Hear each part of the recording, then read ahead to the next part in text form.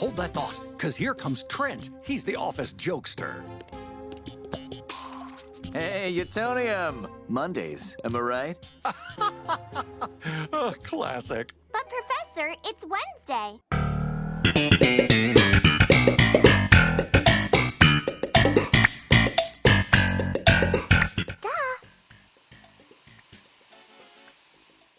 In the original Powerpuff Girls run, Father's Day was given its very own acknowledgement through the episode A Very Special Blossom, which featured the girls getting their father various gifts for his special holiday. Likewise, it seems that today's episode, Take Your Kids to Doomsday, is also somewhat of a Father's Day episode, although more indirectly than the former, considering this one never outright states that it is Father's Day, but rather Parents' Day at boring nameless generic Elemental High School. The reason I make the Father's Day connection is because, well, this episode originally aired on Father's Day. Now, whether or not this was intentional, I could not find an answer to, so the question is still up in the air as to whether or not this is indeed a Father's Day episode or just pure coincidence. But with that said, let's roll.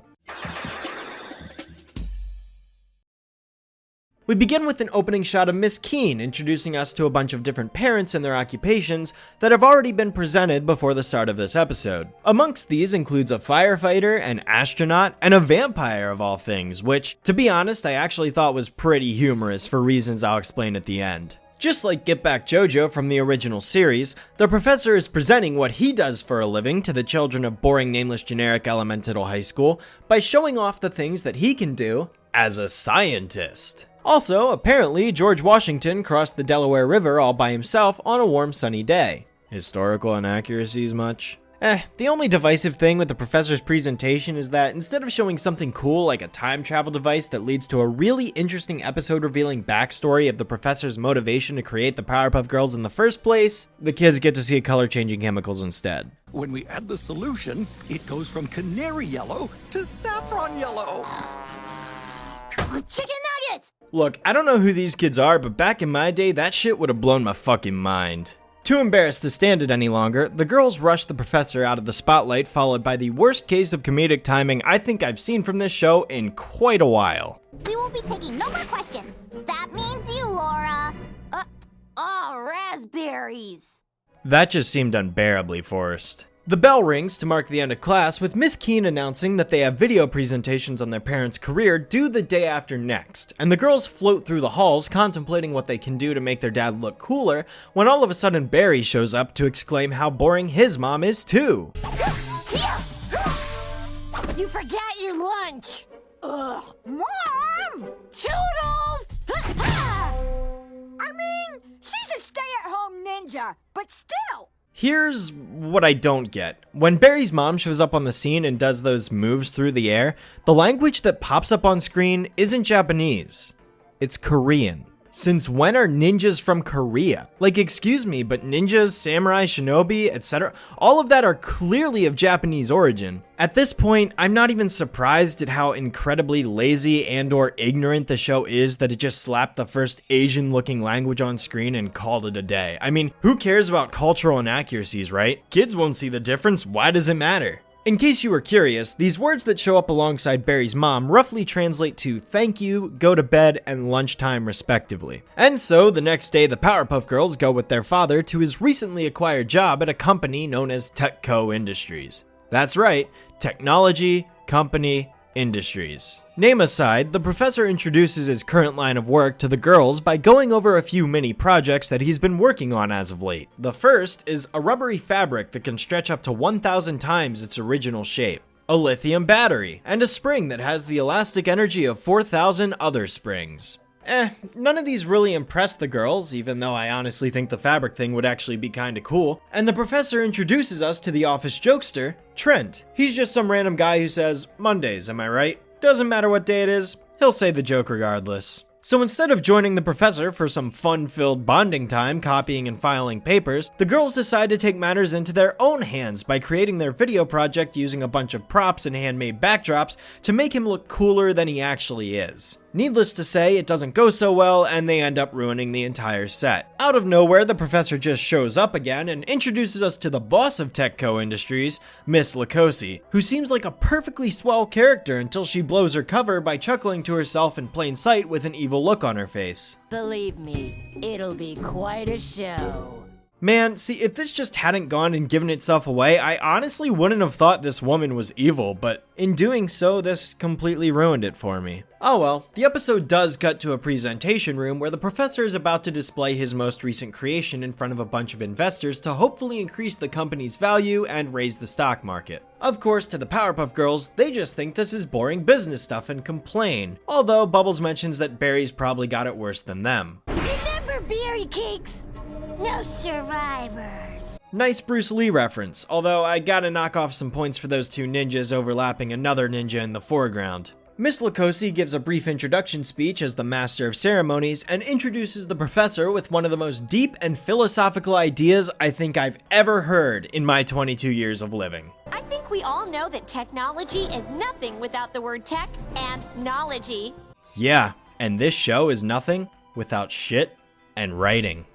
Well, anyways, the professor introduces us to his newest invention, a power suit with the ability to run fast, stretch far, and deflect bullets. Not that bullets actually exist in this show's universe. Although, I have no idea how the spring plays into this. I appreciate that this suit is essentially made of the fabric and powered by the battery that the professor introduced earlier, kinda foreshadowing that those measly beta inventions would eventually lead to this, so that's pretty neat. I also love how Blossom's bow waggles back and forth in excitement when the girls see how awesome his invention truly is. It's cute, but things quickly take a dark turn. Ms. Lucosi, what are you doing? I think you are Ms. Taken. Turns out that Miss Lucosi is none other than Silico.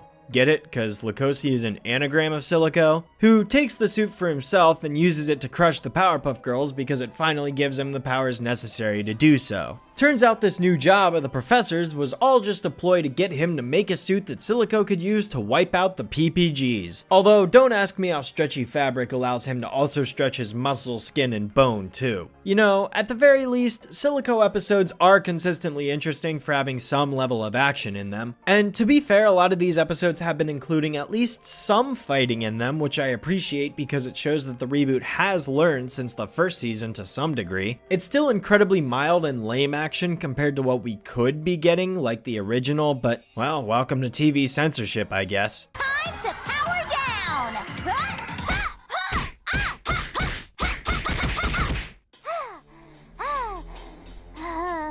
Indestructible fabric.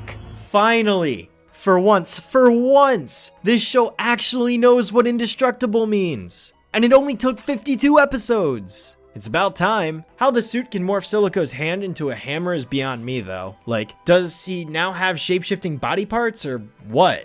That certainly wasn't a part of the suit's description as we clearly heard, so I'm not sure why this is happening because we have no establishment for it. Also, didn't the professor just break his hand by smashing through it like that? Who's there? The only person who would never let you harm the Powerpuff Girls. Their dad.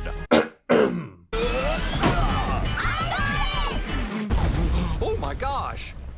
I forgot the lighter fluid. Yeah, I still refuse to believe this guy is the same character. Okay, so some of you are probably wondering how he's magically okay despite being chucked into the theater seats with massive impact, right? But I knocked you out. You're not the only one who can use holograms.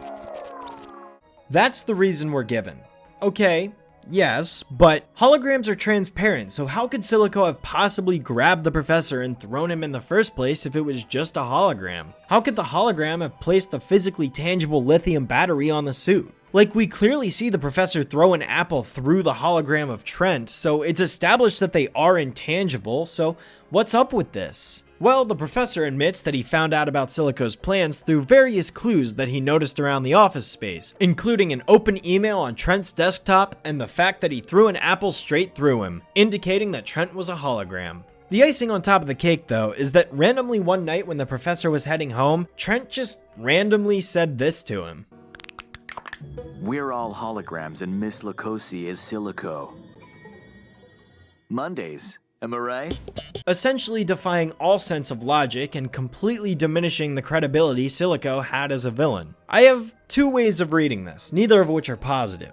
One possibility is that this implies that Silico specifically programmed Trent to tell the professor about his plan in the first place, which is utterly stupid if you ask me, because what does Silico have to gain from intentionally telling the professor his plan? I get that some villains have been written to reveal their plans because that's actually a part of their plan that they need to execute in order to succeed, or they already think they've won and they're just deciding to gloat. But what does Silico here have to gain? Nothing, because this reveal is what led to his downfall. Reading number 2, Trent became a rogue program for a split second and somehow told the professor what was happening because he developed some kind of relationship with him. Although this interpretation is incredibly weak because there is nothing inside this narrative that indicates that possibility and is more of a stretch than anything else. Yes, I get that this was done for the sake of comedy, but it wasn't very amusing in this specific contest because it lessens the impact of Silico as a villain and comes off as a lazy excuse for the professor to realize what's going on. The email and apple throwing were more than enough. We didn't need Trent to blatantly tell him and us exactly what was going on, especially because it's already been revealed. I'm sure it could and would have been funnier in other contexts, but here it doesn't work because it damages the narrative. Following the professor's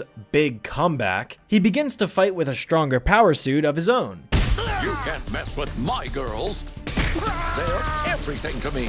What am I looking at? Look at how lame this is. Like, what is even happening right now? Well, thankfully, after that peculiar method of taking him down, the professor beats Silico and the girls finally figure out what to do for their video project. Cut to the next day in school where they present their project to the class, and say it with me. Next, we get a montage of some still images featuring the girls and the professor spending quality time together because that's what makes him special to them. It's a sweet message, but why are these kids suddenly awed by this when at the beginning they were groaning and complaining despite the professor acting just as sentimental about his daughters? Like, screw you guys, you two-faces. I gotta say though, the joke with the vampire is hilarious and I don't care what anyone says. Why don't we ever go to the beach? It is complicated, son. Thus, the episode concludes. All in all, it seems that each Silico episode seems to progressively drop lower and lower in quality. Luckily, this isn't the last time he shows up, but hopefully this is the worst it gets. Not as bad as, say, Muscle Cup or the Telltale Schedule Bot, but certainly not as good as it could have been. The professor wasn't a shitbag for once, nor was there any gross out bathroom humor, so those are two more positives I can add to the list. Honestly, had Silico not revealed himself twice and ruined his threatening status as a villain for me, I would have called this the best episode of season 2 so far. The relationship with the professor and his daughters is depicted relatively strong, and I do appreciate that aspect, but everything involving the climactic confrontation was a major letdown for me. It's a shame too. I was really rooting for this one. Oh well. Maybe next time, Silico.